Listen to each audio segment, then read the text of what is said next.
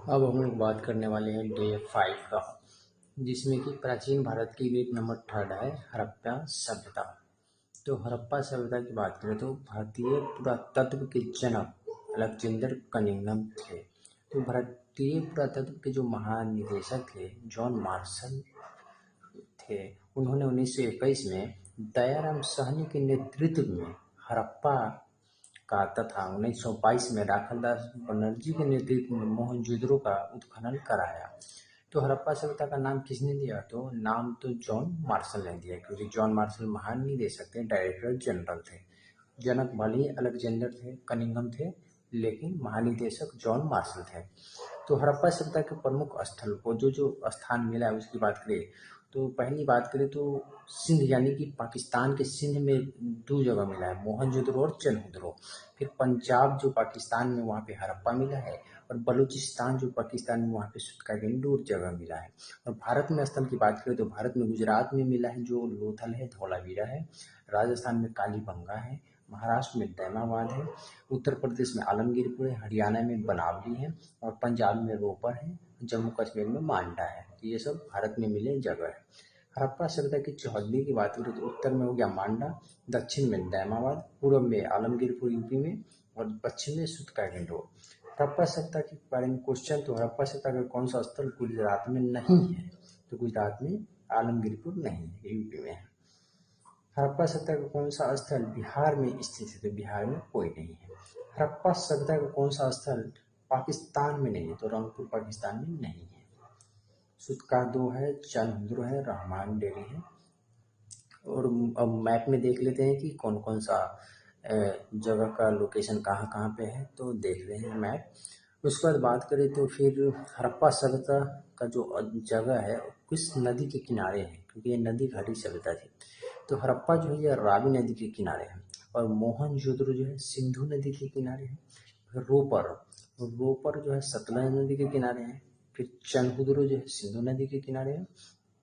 फिर बात करें लोथल, लोथल जो भगवा नदी के किनारे है।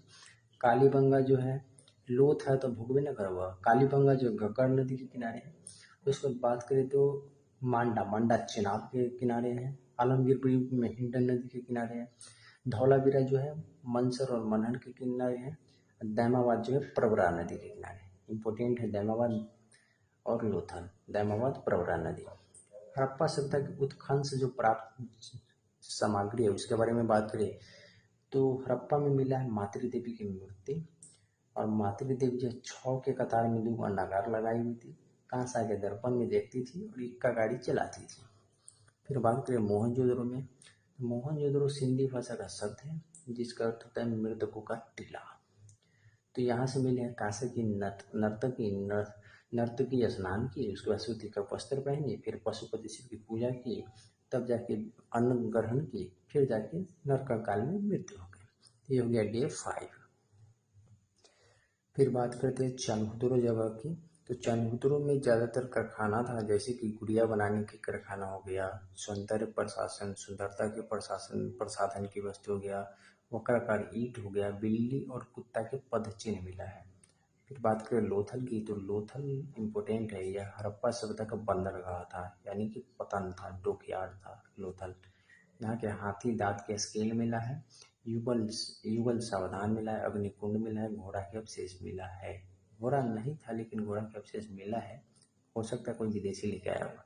तो बात करें कालीबंगा की, तो कालीबंगा में अग्निकुंड है और जुता हुआ खेत है। अब बात करते हैं इम्पोर्टेंट धौलावीरा की। तो हड़प्पा सभ्यता का एकमात्र स्थल धौलावीरा था जिसे यूनेस्को ने अपनी विश्व की विरासत सूची में शामिल किया है। यहाँ पे जल संचय का सबसे बेहतर प्रबंधन किया गया है धौलावीरा में। त्रिस्तरीय सुरक्षा का दीवार था, स्टेडियम था, साइन बोर्ड था। भवन निर्माण में पत्थर का प्रयोग किया गया। कच्छ के खाड़ी के पास यह स्थित है, गुजरात में धौलावीरा।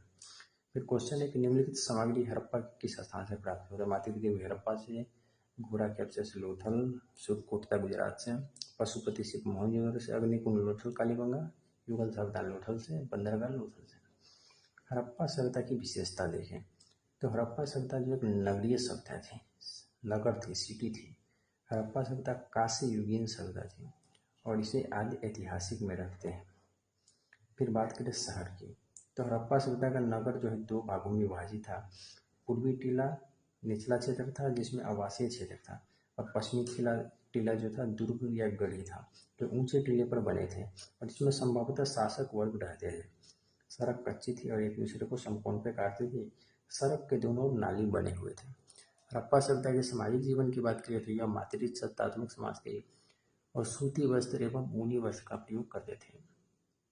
हड़प्पा मनोरंजन के लिए पासे का खेल, नृत्य, संगीत, मुर्गा की लड़ाई, भैंसे की लड़ाई इत्यादि करवाते थे। हड़प्पावासी मनोरंजन के लिए घोड़ा दौड़ नहीं करते थे। हड़प्पा सभ्यता के आर्थिक जीवन की बात करें तो हड़प्पा में घोड़ा पालतू पशु नहीं था। लोथल और सुरकुर्दा में घोड़ा के अवशेष मिला है। गेहूं और जौ प्रमुख फसल थी। कपास की खेती होती थी। चावल प्रमुख फसल नहीं था, परंतु लोथल से चावल के अवशेष तथा रंगपुर से धान के भूसी के अवशेष मिला है। कालीबंगा में जुता हुआ खेत तथा बनावली में हल के आकार का खिलौना मिला है। व्यापार की बात करें तो लोथल में प्रमुख बंदरगाह था। दूसरे देश के सभ्यता के सामान मंगवाए और भेजे जाते थे। मापतौल की इकाई 16 था। तंबा ओमान से और चांदी जो है ईरान से, सोना जो है कर्नाटक से, और लाजवर्द और मूंगा अफगानिस्तान से मंगाए जाते थे। मोहर की बात करें तो मोहर सील खड़ी के बने हुए थे। मोहर में गंडा किए गए, सांड के अधिक प्रयोग किए गए थे। हड़प्पा सभ्यता के मोहर में गाय, ऊंट और शेर और घोड़ा के प्रयोग नहीं थे। हड़प्पा सभ्यता के धार्मिक जीवन की बात करें तो हड़प्पा सभ्यता में मूर्ति पूजा था परंतु मंदिर नहीं था।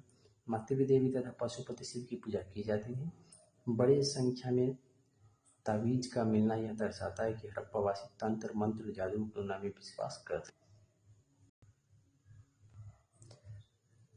हड़प्पा सभ्यता के पतन की बात करें तो मार्टिन व्हीलर और गार्डन चाइल्ड ने हड़प्पा सभ्यता के पतन के लिए बाह्य आक्रमण का सिद्धांत दिया, जबकि मार्शल और मैके ने हड़प्पा सभ्यता के पतन के लिए बाढ़ को जिम्मेदार माना। डे 7 खत्म।